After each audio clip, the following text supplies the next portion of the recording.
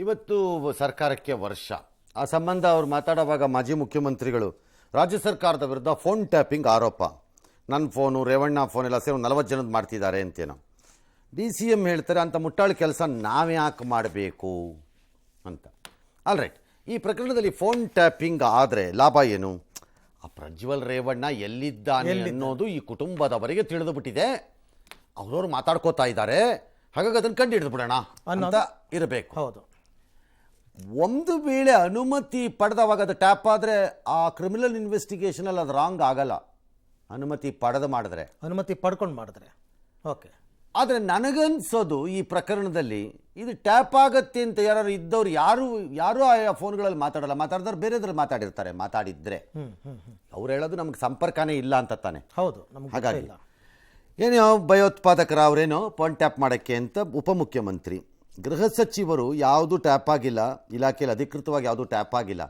ಅಧಿಕೃತವಾಗಿ ಟ್ಯಾಪ್ ಮಾಡ್ತಿದ್ದೀವಿ ಅಂತ ಹೇಳೋರಾದರೂ ಯಾರು ಸರ್? ಹಾಗಾದ್ರೆ ಅನಧಿಕೃತವಾಗಿ ಆಗ್ತಿದೆಯಾ ಅಂತ ಪ್ರಶ್ನೆ ಬರುತ್ತೆ. ಅಧಿಕೃತವಾಗಿ ನಿನ್ನ ಫೋನ್ನ ನಾಳೆ ಬೆಳಿಗ್ಗೆ 10 ಗಂಟೆ 3 ನಿಮಿಷ 16 ಸೆಕೆಂಡ್ ಕರೆಕ್ಟಾಗಿ ಸ್ಟಾರ್ಟ್ ಮಾಡ್ತಾ ಇದ್ದೀನಿ ಟ್ಯಾಪಿಂಗ್ ಅಂತ ಹೇಳ್ತಾರೆಯೇ? ಇಲ್ಲ. ಸರಿ, ಕುಮಾರಸ್ವಾಮಿ ಬಗ್ಗೆ ಇರೋ ಮಾಹಿತಿ ಕೊಡಲಿ, ಕ್ರಮ ತಗೊಳ್ಳೋಣ. ಖಾಸಗಿಯಾಗಿ ಕದ್ದಾಲಿಕೆ ಆಗಿದ್ರೆ ಅದಕ್ಕೆ ನಮಗೆ ಸಂಬಂಧಪಡಲ್ಲ, ದೂರು ಕೊಡಲಿ ಅಂತಂದು. ಪ್ರಾಬ್ಲಮ್ ವಿತ್ ಟ್ಯಾಪಿಂಗಲ್ಲಿ ಇಂಡಿಯಾಲ್ಲಿ ಬಂದಿರೋದೇನು ಈಸ್ ಅನ್ಅಫಿಷಿಯಲಿ ಸರ್ಕಾರಗಳು ಮಾಡೋದು ಆರೋಪ, ಬಿ ಖಾಸಗಿ ವ್ಯಕ್ತಿಗಳ ಕೈಗೆ ಹೇಗೋ ಈ ಮೆಷಿನ್ಗಳು ಒಂದಷ್ಟು ಅಕ್ರಮವಾಗಿ ಇಂಪೋರ್ಟ್ ಆಗಿದೆ ಅಂತ ಒಂದು ವರದಿ ಇದೆ.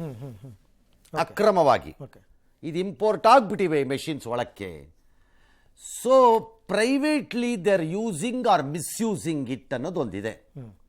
ಐ ಡೋಂಟ್ ನೋ, ಇದನ್ನು ಭಾಳ ದಿನಗಳಿಂದ ವರ್ಷಗಳಿಂದ ಜನ ಮಾತಾಡ್ತಾ ಇದ್ದಾರೆ. ಯಾಕಂದರೆ ಇದನ್ನೊಂದು 6-7 ವರ್ಷದಿಂದ 8-9 ವರ್ಷದಿಂದನೂ ಮಾತಾಡ್ತಿದ್ದಾರೆ ಜನ. ಇಲ್ಲ, ಅಕ್ರಮವಾಗಿ ಒಳಗೆ ಬಂದಿವೆ ಮೆಷಿನ್ಗಳು, ಬಂದಿವೆ and they are easily available. ಇವು ಬಹು ಸುಲಭವಾಗಿ ಅಂತಾರಾಷ್ಟ್ರೀಯ ಮಾರುಕಟ್ಟೆಯಲ್ಲಿ ಸಿಗತ್ವೆ. ಅದೇನು ದೊಡ್ಡ ಸಿಗದೇ ಇರೋಂಥ ನ್ಯೂಕ್ಲಿಯರ್ ವೆಪನ್ ಏನಲ್ಲ ಅದು.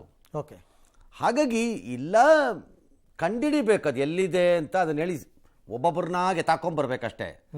ಇಲ್ಲ, ಅದು ಖಾಸಗಿಯವ್ರ ಹತ್ರ ಇದ್ದರೆ ಅವ್ರು ಮಾಡೋದೇ, ಅದ್ರಲ್ಲಿ ಯಾವ ಅನುಮಾನನೂ ಬೇಡ. ಬಟ್ ಟೆಕ್ನಿಕಲಿ ಫೋನ್ ಟ್ಯಾಪ್ ಆಗಿದೆ ಅಂತ ಆ ವ್ಯಕ್ತಿಗೆ ಗೊತ್ತಾಗದೇ ಇಲ್ಲ ಅಲ್ವಾ ಸರ್? ಈಗ ಟೆಕ್ನಾಲಜಿನಲ್ಲಿ ಒಂದೆರಡು ಕರೆಕ್ಷನ್ಸ್ ಟ್ರೈ ಮಾಡ್ತಿದ್ದಾರೆ. Okay, that is if your phone is getting tapped or tapped ಆಗಲ್ಲ, ಮಾಡಿಲ್ಲ, ರೆಕಾರ್ಡಿಂಗ್ ಮಾಡಿದ್ದಾರೆ. ಟ್ಯಾಪಿಂಗ್ಗಾಗಿದೆ ಅಂತ ನಾನು ಅನ್ಕೊಳ್ಳಲ್ಲ, ರೆಕಾರ್ಡಿಂಗ್ಗಾಗಿದೆ. ಈಗ ಹೊಸ ಫೋನ್ಗಳಲ್ಲಿ ನಿಮ್ಮದು ಫೋನ್ ರೆಕಾರ್ಡ್ ಆಗ್ತಾ ಸ್ಟಾರ್ಟ್ ಆದರೆ ಅದು ಮಧ್ಯದಲ್ಲಿ ಇಂಟರ್ಫಿಯರ್ ಆಗಿ ಹೇಳುತ್ತೆ ಯುವರ್ ಫೋನ್ ಈಸ್ ಬೀಂಗ್, ನಾವು ಕನ್ವರ್ಸೇಷನ್ ಈಸ್ ಬೀಂಗ್ ರೆಕಾರ್ಡೆಡ್ ಅಂತ. ಆ ಹಳೆ ಫೋನಲ್ಲಿ ಇದ್ರೆ ಆಗಲ್ಲ. ಈ ಹೊಸ ಫೋನ್ಗಳಲ್ಲಿ ಬರೋಕ್ಕೆ ಸ್ಟಾರ್ಟ್ ಆಗಿದೆ. ಬಟ್ ಟ್ಯಾಪಿಂಗಲ್ಲಿ ಇನ್ನೂ ಅದನ್ನು ಕಂಡುಹಿಡ್ಕೊಳ್ಳೋದು ಕಷ್ಟ. ಹಿಂದೆ ಎಲ್ಲ ಅದೇನೋ ಕಟ ಕಟ ಕಟ ಕಟ ಅಂತ ಬರುತ್ತೆ, ಹಂಗೆ ಬಂದಾಗ ನಿಮ್ಮ ಫೋನ್ ಟ್ಯಾಪ್ ಆಗ್ತಿದೆ ಅಂತ ಅರ್ಥ ಅಂತ ಈ ಥರ ಎಲ್ಲ ಹೇಳೋದು. ಅವೆಲ್ಲ ವಿ ಕೆನಾಟ್ ಟ್ರಸ್ಟ್ ಇಟ್. ಅದನ್ನೆಲ್ಲ ಸ್ಪೆಸಿಫಿಕ್ ಟೆಕ್ನಾಲಜಿ ಇದ್ದಂಗಿಲ್ಲ. ಬಟ್ ಕೋರ್ಟ್ ಪರ್ಮಿಷನ್ ಕೊಡುತ್ತಾ ಸರ್ ಇಂಥ ವಿಚಾರಗಳಲ್ಲಿ? ಬೇಕಾ ಅನಿವಾರ್ಯ ಆದರೆ? ಅದಕ್ಕೆ ಒಂದು ದೊಡ್ಡ ಪ್ರಾಸೆಸ್ ಇದೆ, ಒಂದು ಭಾಳ ದೊಡ್ಡದಾದ ಪ್ರಕ್ರಿಯೆ ಇದೆ. ಹೋಮ್ ಸೆಕ್ರೆಟರಿಯಿಂದ ಬರುತ್ತದು ಪ್ರಕ್ರಿಯೆ. ರಿಕ್ವೆಸ್ಟ್ ಹೋಗಬೇಕು, ಸ್ಕ್ರೂಟಿನಿ ಆಗಬೇಕು, ಅಪ್ರೂವ್ ಆಗಬೇಕು. ಹಾಗೆ ಆ ಎಲ್ಲ ಪ್ರಾಸೆಸ್ಸನ್ನು ಫಾಲೋ ಮಾಡಿ ಟ್ಯಾಪ್ ಮಾಡೋದು ಹಾರ್ಡ್ ಕೋರ್ ಕ್ರಿಮಿನಲ್ಗಳು, ಆ್ಯಂಟಿ ನ್ಯಾಷನಲ್ಸು ಈ ಥರದ್ದು ಇರ್ಬೋದೇನೋ. ಈ ಉಳಿದಿದ್ದು ನನ್ನ ಇವನ ಮನೇಲಿ ಏನು ಮಾತಾಡ್ತಾನೆ, ಅವನ ಮನೇಲಿ ಏನು ಮಾತಾಡ್ತಾನೆ ಅದಕ್ಕೆ ಯಾರು ಪರ್ಮಿಷನ್ ಕೊಡ್ತಾರೆ? ಆಮೇಲೆ ಇಂಥ ಆರೋಪ ಇವತ್ತೇನು ಹೊಸದಲ್ವಲ್ಲ. ಕುಮಾರಸ್ವಾಮಿ ಅವರು ಸಿಎಂ ಆಗಿದ್ದಾಗ ಕುಮಾರಸ್ವಾಮಿ ಮೇಲೆ ಬಂದಿತ್ತಲ್ಲ, ಪತ್ರಕರ್ತರ, ಸ್ವಾಮೀಜಿಗಳ, ರಾಜಕಾರಣಿಗಳು ಅಂತ ಅವ್ರ ಮೇಲೆ ಬಂದಿತ್ತಲ್ಲ. ಆಗ ಅವ್ರು ಏನು ಹೇಳಿದ್ರು, ನಾನು ಯಾಕೆ ಮಾಡಲಿ, ನನಗೆ ತಲೆ ಕೆಟ್ಟಿದ್ಯಾ ಅಂತಿದ್ರು. ಆಗ ಅದನ್ನು ನಾವು ನಂಬಬೇಕೋ ಬೇಡವೋ? ನಾವಾಗ ಅದನ್ನು ನಂಬಬೇಕಾ ಬೇಡವಾ? ಅದನ್ನು ನಂಬೋದಾದ್ರೆ ಇದನ್ನು ನಂಬಬೇಕಲ್ಲ. ಹೌದು, ನೀವು ಹೇಳಿದ ತಕ್ಷಣ ಟ್ಯಾಪಿಂಗ್ ಆಗೋಗಿದೆ, ಅವಾಗ ಹೇಳಿದ ತಕ್ಷಣ ಅಲ್ಲಿ ಟ್ಯಾಪಿಂಗ್ ಆಗಿಲ್ಲ ಅನ್ನಕ್ಕೆ ಬರಲ್ವಲ್ಲ ಕುಮಾರಸ್ವಾಮಿ? ಇಲ್ಲ. ಮತ್ತೆ ಇಸ್ರೇಲ್ ಇರಾನ್ ಯುದ್ಧದ ಕಾರ್ಮೋಡ ಆವರಿಸಿದ್ದ ಹೊತ್ತಲ್ಲೇ ಇರಾನ್ ಅಧ್ಯಕ್ಷ ಇಬ್ರಾಹಿಂ ರೈಸಿ ಹೆಲಿಕಾಪ್ಟರ್ ದುರಂತದಲ್ಲಿ ದುರ್ಮರಣ ಹೊಂದಿದ್ದಾರೆ. ನಿನ್ನೆ ರೈಸಿ ಪ್ರಯಾಣ ಮಾಡ್ತಾ ಇದ್ದ ಹೆಲಿಕಾಪ್ಟರ್ ಪ್ರಾಕೃತಿಕ ವೈಪರೀತ್ಯದ ಪರಿಣಾಮ ಜೋಲ್ಫಾ ನಗರದ ಬಳಿಯ ದಟ್ಟ ಕಾಡಲ್ಲಿ ಪತನವಾಗಿದೆ. ದುರಂತದಲ್ಲಿ ಅಧ್ಯಕ್ಷ ರೈಸಿ, ವಿದೇಶಾಂಗ ಮಂತ್ರಿ ಹುಸೇನ್ ಅಮೀರ್ ಅಬ್ದುಲ್ಲಹಿಯನ್ ಮತ್ತು ಅಜರ್ಬೈಜಾನ್ ಪ್ರಾಂತ್ಯದ ಗವರ್ನರ್ ಮಲಿಕ್ ಸೇರಿ 9 ಮಂದಿ ಮೃತಪಟ್ಟಿದ್ದಾರೆ. 2021ರಲ್ಲಿ ಇರಾನ್ ಅಧ್ಯಕ್ಷರಾಗಿ ಆಯ್ಕೆಯಾಗಿದ್ದ ರೈಸಿ ಅವರನ್ನ ಇರಾನ್ನ ಸುಪ್ರೀಂ ನೇತಾರ ಅಯತುಲ್ಲಾ ಖೊಮೇನಿ ಉತ್ತರಾಧಿಕಾರಿ ಅಂತ ಪರಿಗಣಿಸಲಾಗಿತ್ತು. ರೈಸಿ ಸಾವಿನಿಂದ ಇರಾನ್ನಲ್ಲಿ ಶೋಕಾಚರಣೆಗಳಾದರೆ ಕೆಲವರು ಸಂಭ್ರಮಾಚರಣೆ ಮಾಡಿದ್ದಾರೆ. ಇವತ್ತೇ ಇರಾನ್ ಸಂಪುಟ ತುರ್ತು ಸಭೆ ಸೇರಿ ಮುಂದೇನು ಅಂತ ಚರ್ಚೆ ಮಾಡಿದೆ. ಅಂದಹಾಗೆ ಭಾರತದ ಜೊತೆ ವಿಶೇಷವಾಗಿ ಪ್ರಧಾನಿ ಮೋದಿ ಜೊತೆ ರೈಸಿ ಉತ್ತಮ ಬಾಂಧವ್ಯ ಹೊಂದಿದ್ರು. ರೈಸಿ ಗೌರವಾರ್ಥ ನಾಳೆ ಭಾರತದಲ್ಲಿ ಸಂತಾಪ ದಿನವನ್ನು ಆಚರಿಸ್ತೀವಿ ಅಂತ ಕೇಂದ್ರ ಸರ್ಕಾರ ಹೇಳಿದೆ. ಭಾರತ ಮತ್ತು ಇರಾನಿನ ಸಂಬಂಧ ಹಲವು ಆಯಾಮಗಳಲ್ಲಿ ಬಹಳ ವಿಚಿತ್ರವಾದಂತಹ ಸಂಬಂಧ ಇದು. ಒಂದು ಕಡೆ ಅಮೆರಿಕದ ವಿಪರೀತವಾದ ಸ್ಯಾಂಕ್ಷನ್ಗಳಿಗೆ ಸಿಕ್ಕಾಕೊಂಡಿರುವಂಥ ಇರಾನ್ ದೀರ್ಘಕಾಲ ತುಂಬ ತುಂಬ ಕೆಟ್ಟದಾದಂಥ ಆರ್ಥಿಕ ಸ್ಥಿತಿಯಲ್ಲೂ ಇದೆ ಆ ದೇಶ. ಇನ್ನೊಂದು ಕಡೆ ಡ್ರೋನ್ಗಳು ಮತ್ತು ಇನ್ನಿತರ ಮಿಸೈಲ್ ಟೆಕ್ನಾಲಜಿ ಲಾರ್ಜ್ಲಿ ನ್ಯೂಕ್ಲಿಯರ್ ಟೆಕ್ನಾಲಜಿನೂ ಹೌದು, ಅದರಲ್ಲಿ ಮುಂದುವರೆದು ಬಿಟ್ಟಿದೆ. ಹಾಗಾಗಿ ಡ್ರೋನ್ಸ್ನಿಗೆ ರಷ್ಯಾಗೆ ಸಪ್ಲೈ ಮಾಡುತ್ತೆ ಅಂತಾರೆ.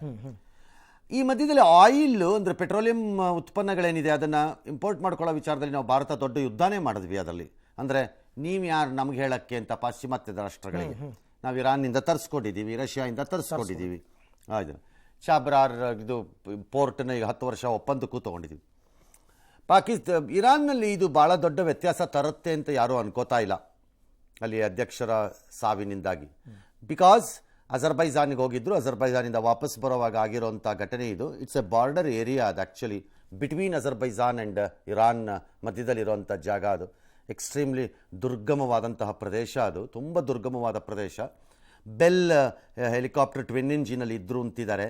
ನನ್ನ ಪ್ರಕಾರ ಬೆಲ್ ಹೆಲಿಕಾಪ್ಟರ್ ತಯಾರಿ ಮಾಡಿ 50 ವರ್ಷ ಆಗಿರಬೇಕು ಅವ್ರು ಚಾಲನೆ ಹೋಗ್ತಾ ಇದ್ದಿದ್ದು, which is as good as ನನಗೆ ಸ್ಟೇಜು ಅಷ್ಟೇ ಇರ್ಬೋದು ಆ ಹೆಲಿಕಾಪ್ಟರ್ಗೆ ಮೋಸ್ಟ್ಲಿ. ಯಾಕೆ ಅಂಥ ಒಂದು ಲಡಕಾಸಿ 50 ವರ್ಷದ ಹೆಲಿಕಾಪ್ಟ್ರಲ್ಲಿ ಒಬ್ಬ ಅಧ್ಯಕ್ಷ ಹೋಗ್ತಿದ್ರು? ಭಾಳ ಸಹಜವಾಗಿ ಪ್ರಶ್ನೆ ಅದು. ಆದರೆ ಏನು ತೋರಿಸತ್ತೆ ಅಂತಂದರೆ ಇರಾನ್ ಎಲ್ಲದೂ ಚೆನ್ನಾಗಿದೆ ಅಂತೇನಲ್ಲ. ಇರಾನ್ಗೆ ಆ ವಿಮಾನದ ಬಿಡಿಭಾಗಗಳನ್ನ ಕೊಂಡುಕೊಳ್ಳೋದಕ್ಕೂ ಅಮೆರಿಕದ ದಿಗ್ಬಂಧನ ಕಷ್ಟ ಇರುತ್ತೆ. ಅಲ್ಲಿ ಪ್ರಾಬ್ಲಮ್ ಏನು ಅಂತಂದರೆ ಅಧ್ಯಕ್ಷರಲ್ಲ ಸುಪ್ರೀಂ, ಅಲ್ಲಿ ಸುಪ್ರೀಂ ಲೀಡರ್ ಅಲಿ ಖಮೇನಿ ಏನಿದ್ದಾರೆ, he is the supreme leader. ಆತನ ಅನುಮತಿ ಇಲ್ಲದೆ ಏನೂ ನಡೆಯೋಕ್ಕೆ ಸಾಧ್ಯ ಇಲ್ಲ. ಬಟ್ ಆತನಿಗೆ 85 ವರ್ಷ, ಹಾಗಾಗಿ ಆತನ ಉತ್ತರಾಧಿಕಾರಿಯಾಗಿ ಈತ ಬರಬಹುದು ರೈಸಿ ಅಂತ ಒಂದು ಲೆಕ್ಕಾಚಾರ ಇತ್ತು. ಹಾಗಾಗಿ ಈಗ ಯಾರು ಬರ್ತಾರೋ ಗೊತ್ತಿಲ್ಲ.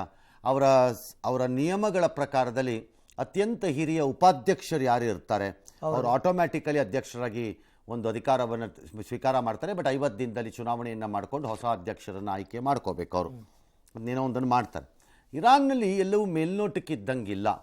ಅಲ್ಲಿ ಸಾರ್ವಜನಿಕ ಹಕ್ಕುಗಳನ್ನು ದಮನ ಮಾಡಲಾಗಿದೆ, ಯಾವುದೇ ರೀತಿಯಾದಂಥ ಜನಕ್ಕೆ ಸ್ವಾತಂತ್ರ್ಯ ಇಲ್ಲ.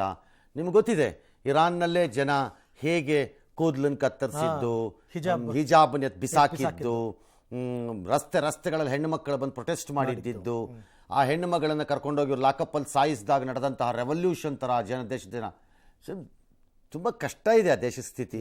ಆ ಹಂತದಲ್ಲಿ ಇದಾಗಿದೆ. ಬೆಂಗಳೂರಿನಲ್ಲಿ ಒಂದು ರೇವ್ ಪಾರ್ಟಿ ಸದ್ದು ಮಾಡಿದೆ.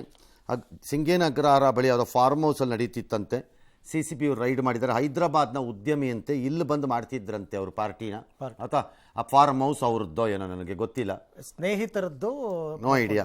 ಅದರಲ್ಲಿ ಚಿತ್ರರಂಗದ ತೆಲುಗು ಚಿತ್ರರಂಗದ ನಟಿಯರು, ಸೀರಿಯಲ್ ನಟಿಯರು, ಮಾಡೆಲ್ಗಳು, ರಾಜಕಾರಣಿಗಳ ಮಕ್ಕಳು. ಗುಂಡು ಮಾದಕ ವಸ್ತು ಇದ್ದಾಗ ಸಹಜವಾಗಿ ಯಾವ ವರ್ಗದ ಜನ ಅಲ್ಲೆಲ್ಲ ಇರಬೇಕೋ ಅವರೆಲ್ಲ ಇದ್ದಾರಂತೆ, ಬಹು ಸಹಜವಾಗಿ. ಅದೇನು ಹೊಸ ಸುದ್ದಿ ಆಗಬಾರ್ದದು. ಎಲ್ಲ ಹೊರ ರಾಜ್ಯದವರೇ ಎಂಬುದು ವಿಶೇಷ. ಒಂದಷ್ಟನ್ನೆಲ್ಲ ಸೀಸ್ ಮಾಡ್ಕೊಂಡಿದ್ದಾರೆ. ಅವರೆಲ್ಲರಿಗೂ 100 ಚಿಲ್ಲರೆ ಜನಕ್ಕೆ ಅದೇನು ವೈದ್ಯ ಪರೀಕ್ಷೆ ಮಾಡಿದ್ದೀವಿ ಅಂತ ಅಂದಿದ್ದಾರೆ. ಐ ಹ್ಯಾವ್ ನೋ ಐಡಿಯಾ ಅದೇನು ವೈದ್ಯ ಪರೀಕ್ಷೆ ಮಾಡಿದ್ದಾರೆ, ಸ್ಯಾಂಪಲ್ಸ್ ತೊಗೊಂಡಿದ್ದಾರೆ ಗೊತ್ತಿಲ್ಲ. ಡೋಂಟ್. ಆ ಸ್ಯಾಂಪಲ್ ಹೆಂಗೆ ತೊಗೊಂಡಿದ್ದಾರೋ, ನಾಳೆ ಆ ಸ್ಯಾಂಪಲ್ ತೊಗೊಳೋದನ್ನ ಯಾರು ಚಾಲೆಂಜ್ ಮಾಡ್ತಾರೋ ಎಂಥದ್ದು ಮಾಡಿ ಎಲ್ಲರನ್ನೂ ಫ್ರಂಟ್ ಡೋರಿಂದ ಬಿಟ್ಟರಂತೆ. ಈ ನಟ ನಟಿಯರು ಇವ್ರು ಯಾರ್ಯಾರು ಇದ್ದಾರೆ ಅವ್ರನ್ನೆಲ್ಲ ಬ್ಯಾಕ್ ಡೋರಿಂದ ಬಿಟ್ಟು ಕಳಿಸ್ಕೊಟ್ಬಿಟ್ರಂತೆ. ಯಾಕಂದರೆ ಅವ್ರದ್ದು ಮಾನ ಮರ್ಯಾದೆ ಉಳಿಸ್ಬೇಕಾದ್ದು ಕರ್ನಾಟಕ ರಾಜ್ಯ ಪೊಲೀಸರ ಆದ್ಯ ಕರ್ತವ್ಯ ಅದು. ಹಾಗಾಗಿ ಅವ್ರು ಕಳಿಸಿದ್ದಾರೆ, ಆದ್ಯ ಕರ್ತವ್ಯ. ನೋ ಉಳಿಸ್ಬೇಕು ಮಕ್ಕಳದ್ದು. CD ಬೇಕಾದ್ರೆ ಬಿಡುಗಡೆ ಮಾಡಿ ಹೆಣ್ಣು ಮಕ್ಕಳದ್ದು ತೋರಿಸ್ಬೋದು ಬೇಕಾದ್ರೆ. That's problem. ಅದು ನಮ್ಮನೆಯವರೇ ಅಲ್ವಾ, ನಮ್ಮನೆಯವ್ರ ಮರ್ಯಾದೆ ತೊಟ್ಟು ಹೊರಗಡೆಯಿಂದ ಬಂದ ಅತಿಥಿಗಳಿಗೆ ಅವಮಾನ ಮಾಡಬಾರ್ದು ನಾವು. ಹಾಗಾಗಿ ಕಳಿಸ್ಕೊಟ್ಟಿದ್ದಾರಂತೆ. Shame on the part of a police ಅದನ್ನು ಯಾರೇ ಮಾಡಿದ್ರು. In fact notice should be issued to them, ಅವ್ರಗಳಿಗೆ, ಫಾರ್ ಪ್ರೊಟೆಕ್ಟಿಂಗ್ ಸಚ್ ಪೀಪಲನ್ನು. ಇಲ್ಲಾಂದ್ರೆ ನಿಮ್ಮ ಕೇಸ್ ವೀಕ್, ಹಾಗೆ ನಿಮ್ಮ ಕೇಸಲ್ಲಿ ಸತ್ವ ಇಲ್ಲ ಅಂತ. ಯಾಕಂದರೆ ಇಂಥ ಪ್ರಕರಣ ನಮಗೂ ರಿಪೋರ್ಟ್ ಮಾಡಿ ಸಾಕಾಗಿದೆ. 6 ತಿಂಗಳಿಗೊಂದ್ಸರಿ, ವರ್ಷಕ್ಕೊಂದ್ಸರಿ ಯುಗಾದಿನೋ ದೀಪಾವಳಿನೋ ಬಂದಂಗೆ ಒಂದು ರೇವ್ ಪಾರ್ಟಿ, 6 ಜನದ ಹೆಸರು, 3 ಜನದ ಫೋಟೋ, 8 ದಿನ ಪಬ್ಲಿಸಿಟಿ, ಆಮೇಲೆ ನಿದ್ದೆ ಹೊಡ್ಕೊಂಡು ಮಲಕತ್ತೀರಿ ಭದ್ರವಾಗಿ ಡಿಪಾರ್ಟ್ಮೆಂಟ್ನವರು. ನಾಳೆ ದಿನ ಯಾರಿದ್ರು ಯಾರಿಲ್ಲ ಅಂತನೂ ಗೊತ್ತಾಗಲ್ಲ. ಇದು ಒಂದು ಪೊಲೀಸ್ ಡಿಪಾರ್ಟ್ಮೆಂಟ್ ಆಯಿತು. ಎಸ್, ಯಾವ ಹೋಗ್ತಾ ಇದ್ದಾರೆ ಅಂತಂದರೆ ಹೇಳೋರು ಕೇಳಿದ್ರು ಯಾರೂ ಇಲ್ಲ ಅದಕ್ಕೆ. ಎಸ್. ಭ್ರಷ್ಟಾಚಾರ ವಿರೋಧಿ ಹೋರಾಟದಿಂದ ಮೇಲೆ ಬಂದಂತಹ ಆಮ್ ಆದ್ಮಿಗಳು ಇದೀಗ ಸ್ವತಃ ತಾವೇ ಭ್ರಷ್ಟಾಚಾರ ಆರೋಪದ ಸುಳಿಯಲ್ಲಿ ಸಿಕ್ಕಾಕೋತಾ ಇದ್ದಾರೆ. ಅಬಕಾರಿ ಕೇಸಲ್ಲಿ ಇಡಿ ಸಲ್ಲಿಸಿದ್ದ ಚಾರ್ಜ್ ಶೀಟ್ನಲ್ಲಿ ಎಎಪಿಗೆ 2014ರಿಂದ 22ರವರೆಗೂ ವಿದೇಶದಿಂದ ಫಂಡಿಂಗ್ ಆಗಿತ್ತು ಅನ್ನುವಂತಹ ವಿಚಾರ ಅನಾವರಣ ಆಗಿದೆ. ವಾಸ್ತವದಲ್ಲಿ ರಾಜಕೀಯ ಪಕ್ಷಗಳು ವಿದೇಶಿ ದೇಣಿಗೆ ಪಡೆಯುವಂತಿಲ್ಲ. ಆದರೂ ವಿದೇಶಿ ದೇಣಿಗೆ ನಿಯಂತ್ರಣ ಕಾಯ್ದೆ, ಪ್ರಜಾಪ್ರತಿನಿಧಿ ಕಾಯ್ದೆ ಉಲ್ಲಂಘಿಸಿ ಆಮ್ ಆದ್ಮಿಯವರು ವಿದೇಶಿ ದೇಣಿಗೆಯನ್ನು ಪಡೆದಿದ್ದಾರಂತೆ. ಏನೋ ಆಸ್ಟ್ರೇಲಿಯಾ, ನ್ಯೂಜಿಲೆಂಡ್, ಸೌದಿ ಅರೇಬಿಯಾ ಎಲ್ಲ ಕಡೆಯಿಂದ ಸಾಕಷ್ಟು ದುಡ್ಡು ಬಂದಿದೆ, ಒಟ್ಟು 7.8 ಕೋಟಿ ಅಂತ. ಆದರೆ ದೇಣಿಗೆ ನೀಡಿದವರ ಗುರುತು ಮತ್ತು ರಾಷ್ಟ್ರೀಯತೆ ವಿವರಗಳು ಇನ್ನೂ ಕೂಡ ಬಂದಿಲ್ಲ. ಮೊದಲು ಆಮ್ ಆದ್ಮಿನಲ್ಲಿದ್ದಂತಹ ಒಬ್ಬ ಈಗ ಕಾಂಗ್ರೆಸ್ನ ಶಾಸಕ ಒಂದು ಡ್ರಗ್ಸ್ ಕೇಸ್ನಲ್ಲಿ ತಗ್ಲಾಕೊಂಡಾಗ ಅವ್ರನ್ನ ವಿಚಾರಣೆ ಮಾಡೋಕ್ಕೆ ಹೋದಾಗ ಈ ಪ್ರಕರಣ ಈಗ ಬೆಳಕಿಗೆ ಬಂದಿದೆ. ಬೆಳಕಿಗೆ ಬಂದಿದ್ದಷ್ಟೆಲ್ಲ ಚಾರ್ಜ್ ಶೀಟ್ ಹಾಕಿದ್ದಾರೆ. ಬೆಳಕಿಗೆ ಬಂದಿಲ್ಲ ಪ್ರಕರಣ, ಚಾರ್ಜ್ ಶೀಟ್ ಹಾಕಿರೋದು ಇದು. It's A charge sheet. ಭಾರತದ ಕಾನೂನಿನ ನಿಯಮಗಳ ಪ್ರಕಾರ ವಿದೇಶಿ ದೇಣಿಗೆಯನ್ನು ಸ್ವೀಕಾರ ಮಾಡಬೇಕಾದ್ರೆ ಅದಕ್ಕೆ ನಿರ್ದಿಷ್ಟವಾದ ನಿಯಮಗಳಿದೆ. ಅದು ಸ್ವಯಂ ಸೇವಾ ಸಂಸ್ಥೆ ಆದರೂ ಅಷ್ಟೇ, ಯಾರಾದರೂ ಅಷ್ಟೇ. ಕಳ್ಸಕ್ಕೆ ಹೇಗಿದೆಯೋ ಹಾಗೆ ತಗೊಳ್ಳೋಕ್ಕೂ ಇದೆ. ಕಂಡಿದ್ದನ್ನೆಲ್ಲ ತಗೊಳ್ಳ ಅಂದರೆ ಇಲ್ಲಿ ಏನೋ ಕನ್ವರ್ಷನ್ ಮಾಡೋಕ್ಕೆ ದುಡ್ಡು ತಂದು ಬಿಡ್ತಾರೆ ಅನ್ನೋದು ಆರೋಪಗಳು, ಈ ಥರದ್ದು ಏನೇನೋ ಆರೋಪಗಳೆಲ್ಲ ಇರುತ್ತವೆ. ಹಾಗಾಗಿ ಮೋಸ್ಟ್ಲಿ ಈಗ ಆಮ್ ಆದ್ಮಿ ಹೇಳ್ಬೋದು ಇದೆಲ್ಲ ದುಡ್ಡು ಬಂದಿರೋದು ಇದೆಲ್ಲ ಇದೆಯಲ್ಲ, ಯಾವುದು ಬಂದಿಲ್ಲ, ಎಲ್ಲ ಮೋದಿ ಪಿತೂರಿ. ಮೋದಿ ಅಲ್ಲಿರೋರಿಗೆಲ್ಲ ಹೇಳಿಕೊಟ್ಟು ನಮಗೆ ಗೊತ್ತಾಗ್ದಂಗೆ ದುಡ್ಡು ಹಾಕಿಸ್ಬಿಟ್ಟಿರ್ಬೇಕು ಅಕೌಂಟಿಗೆ. ಮೋಸ್ಟ್ಲಿ ಅದು ಮಾಡಿದ್ದಾರೆ ಅಂತ ಹೇಳ್ಬೋದು ಆಮ್ ಆದ್ಮಿ. ಬಿಕಾಸ್ ಕೆಲವೊಮ್ಮೆ ಅವ್ರ ನಾಲಿಗೆಗೆ ಹಿಡ್ತಾನೇ ಇಲ್ಲ. ಅವ್ರ ನಾಲಿಗೆಗೆ ಅವ್ರು ಏನು ಬೇಕಾದ್ರೂ ಹೇಳ್ಬೋದು ಅನ್ಕೋಬಿಟ್ಟಿದ್ದಾರೆ. ನಾವೇನು ಹೇಳಿದ್ರು ಸತ್ಯ ಅನ್ನೋ ತೀರ್ಮಾನಕ್ಕೆ ಬಂದ್ಬಿಟ್ಟಿದ್ದಾರೆ ಅವರು. ಜನ ನಂಬಬೇಕು, ಆದರೆ ಕೊಡಬೇಕಾದ ಉತ್ತರ ಕೊಡಕ್ಕೆ ತಯಾರಿ ಇಲ್ಲ ಅಷ್ಟೇ. It's all right. ಎಗೈನ್ ಜನ ಅವರನ್ನೇ ಇಷ್ಟಪಟ್ಟರೆ ನೀವೇನು ಮಾಡ್ತೀರಿ ಅದಕ್ಕೆ?